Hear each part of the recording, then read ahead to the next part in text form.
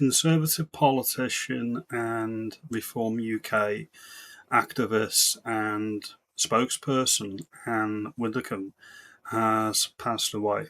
And she passed away, I think it was on Thursday morning.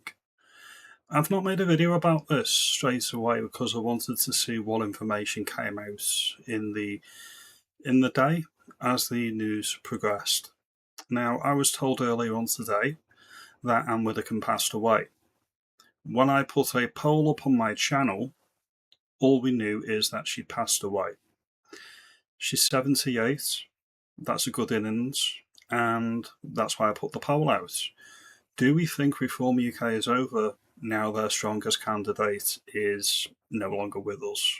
It was meant to be a bit tongue-in-cheek, a bit irreverent, because that's who I am, and that's what the British sensibility is. We didn't know at that point that the circumstances were suspicious, and we didn't know at that point that it was a murder investigation, or at least the regular Joe public didn't. I really liked Anne. I never met her, but I really liked her. I was quite ill a few years ago, and it was when she was in Celebrity Big Brother, and I was actually in hospital for about a month, and I was watching her on a daily basis. And when you're watching somebody on a daily basis, hopefully you get a flavour and a feel for who they are, which is what I hope I can bring to you on this channel. You get to know my personality, and you get to know what I think and believe, and hopefully you understand that there's no malice, and I do try to be genuine and give you as much as I can personally, while maintaining that distance that you need if you're going to be online.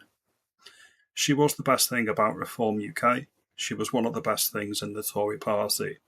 So when I'm saying she's the strongest player, or she was the strongest player with Reform UK, that's completely genuine on my part. She will be missed.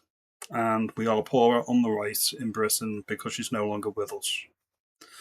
That being said, the discourse around the passing of this politician online over the past 24 hours has been rather distasteful.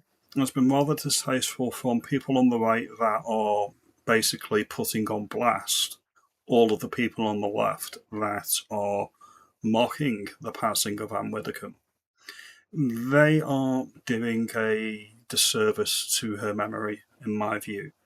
And the people that were putting her on blast on the left, like Peter Tatchell, have revealed their true nature and their true colours. And there should be nothing down for them in public discourse. They are degrading the passing of a politician to her politics because they are not of the same persuasion. That's disgusting. That is abhorrent. That is absolutely scornworthy, which is what I'm doing here. This person, whether you like them or dislike them, had family, had friends, touched the lives of thousands, if not millions of people through her views and the way that she put herself across in the public space. This is what I think differs in the left and the right.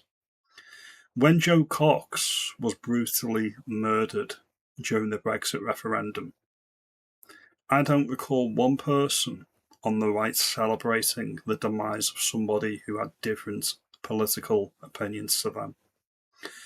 But when Margaret Thatcher passed away, natural causes, I think it was in 2013, we've seen the left celebrate this.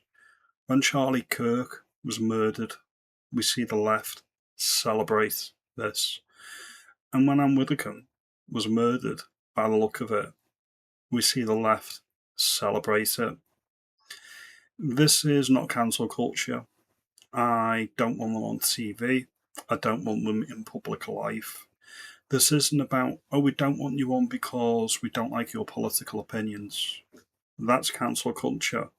Not getting a job because you're right-leaning or left-leaning would be cancel culture, or a part in a movie, or acting jobs, or space on TV because of political views. That would be cancel culture. When you're openly mocking a person because of their politics and the fact that they're no longer with us. That's just basic decency. I would never do that because I think it goes against what being a human is, being an actual decent person is. If you can't say something nice, don't say anything at all.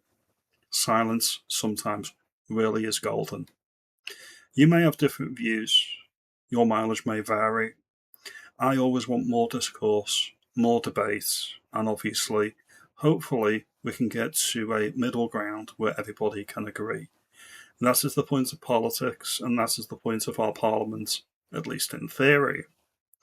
Nothing controversial about Ann Widdecombe's views. She felt marriage was between a man and a woman. She was pro-life. She was a advocate for the death penalty. These are all views that I have, and I don't think they're controversial. I think they are traditional. I want to play a short clip now from what Ann Widdecombe said at a debate a few years back, and I think it's very pertinent, and this is what we need more of in politics. So I'm going to play this now. Nobody has the right to live their lives being protected from offence or from insult or from hurt feelings. It is an occupational hazard of living in society. And if you really can't take it, become a hermit. Completely agree. Out of the mouths of babes. I couldn't have said it better myself. If you can't stand the heat, somebody with a different political opinion, don't discuss politics. It's not for you. Nobody should be arrested or persecuted for a political opinion. But that was just the short clip I had.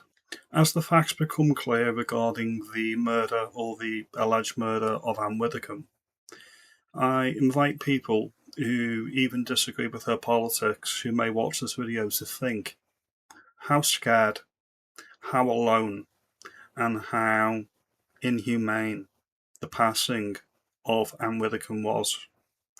When my time comes, all I can hope for is that it's quick and it's on my terms and it's surrounded by people that I love and they love me. None of this was afforded to Ann Widdecombe, and it's the basic dignity that I think we all deserve. This is the message that needs to resonate, and hopefully it will. I appreciate your time, and I'll see you in the next video.